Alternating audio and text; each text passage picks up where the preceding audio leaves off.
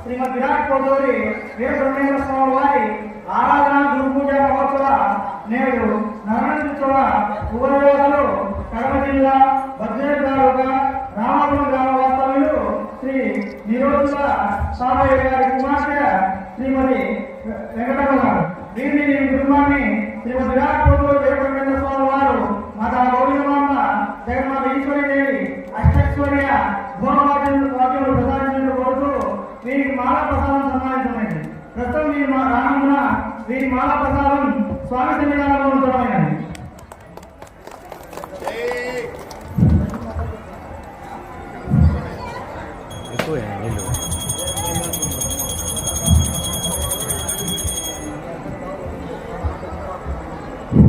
శ్రీమద్ విరాట్ కోటూరి వీర స్వామి వారికి